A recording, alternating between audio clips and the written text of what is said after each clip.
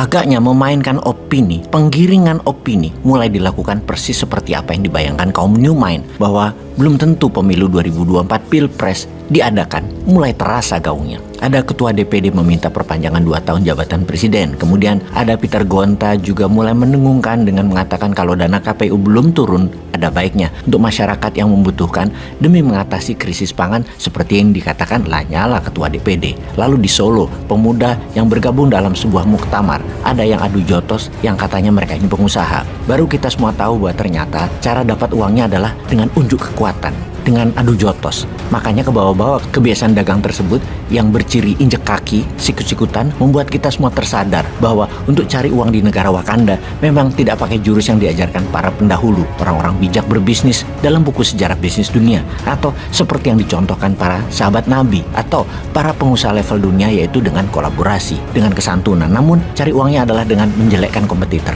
mematikan kompetitor, saling hujat, menginjak kaki, menjotos lawan, merangkul penguasa untuk mematikan lawan. Dan apa sih yang menyebabkan mesti begitu? Harta, tahta, perpanjangan jabatan. Nggak usah berantem lah. Lihat aja yang mau memperpanjang jabatan. Tidak pakai menjelekkan lawan, tetapi memberitahu masyarakat dengan anggun, dengan membangun narasi yang benar. Misalnya membangun wacana biaya 120 triliun rupiah untuk biaya penyelenggaraan pemilu itu nanti sangat mahal. Sudah, nanti aja 2-3 tahun lagi. Tunggu ekonomi kuat, tunggu ekonomi Indonesia stabil, dan siap orang-orang yang dikader yang akan meneruskan kebijakan membangun dengan berbasis foreign direct investment ini. Lebih siap lagi. Plus lawannya harus dibikin tidak berkutik dulu, dibatasi geraknya. Lalu dengan membangun opini, kita masyarakat jadi tersadar, oh iya juga ya, mahal ya 120 triliun rupiah itu. Mending buat masyarakat yang membutuhkan. Kasih lagi BLT deh, bantuan tunai buat masyarakat. Inilah pintarnya bernegara. Ini harus dicontoh. Jangan jotos-jotosan, tidak elok itu, tidak anggun, tidak wibawa. Jangan kayak Bosman. Bosman itu orang Jawa, tapi mungkin karena lama di Sumatera, lama di Kalimantan, jadi kurang Jawa, tidak terlalu Jawa, tidak jaga wibawa.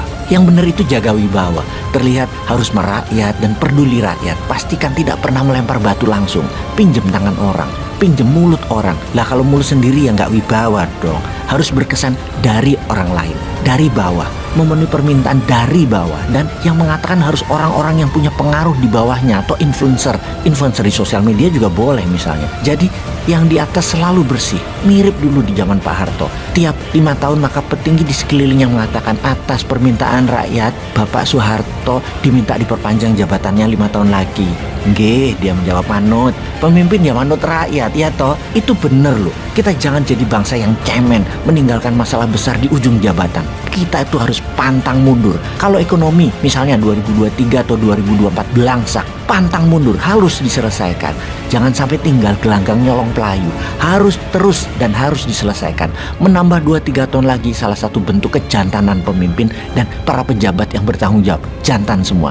Jangan sampai meniru bangsa Inggris. Baru terlambat ke parlemen 1 menit, menterinya mengundurkan diri. Baru buat kebijakan yang buat rekening APBN kosong 45 hari, baru menjabat mundur. Cemen. Juga bangsa Jepang. Baru anak buahnya korupsi, pejabat tertinggi mundur. Pejabat ditraktir, makan malam dengan pengusaha. Di Tokyo, dikecam masyarakat. Besoknya pejabatnya mundur.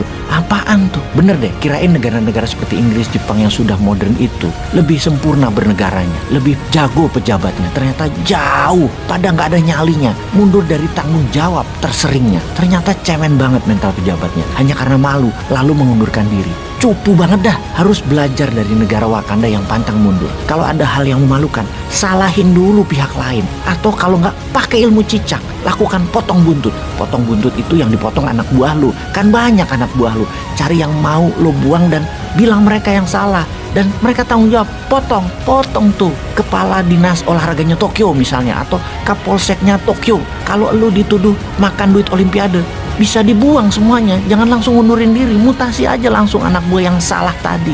Kalau menjadi pejabat, pertama-tama buatlah aturan yang membebaskan kalian dari tanggung jawab. Itu wajib hukumnya, karena itu syarat untuk menjabat jabatan agar lama. Karena Anda harus selalu bersih, selalu berprestasi. Dan kalau ada salah, karena Anda tidak pernah ada tanda tangan yang bertanggung jawab, makanya Anda tidak pernah salah. Yang salah bawahan Anda.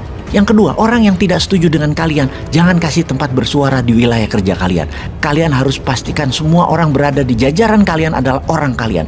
Tidak ada tempat strategis buat orang yang tidak sefaham, walaupun pintar dan terbukti berhasil metodenya.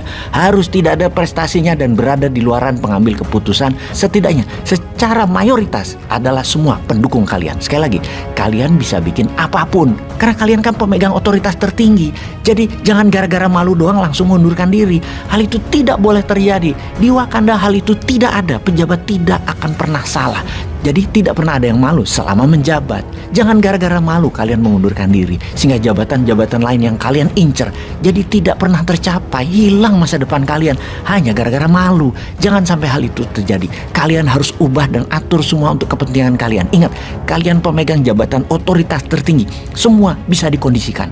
Kalau ingat Inggris, hanya istana dan big bandnya doang yang keren. Atau kalau kebayang Jepang, hanya elektroniknya doang yang kalian keren. Kalau mental pejabatnya mah dibanding sama Wakanda jauh. Berani dah dilawan. Paham ya? Sekarang sahabat, ayo dukung penghematan dana negara yang sudah semakin terbatas, semakin tipis. Mending untuk rakyat langsung yang membutuhkan.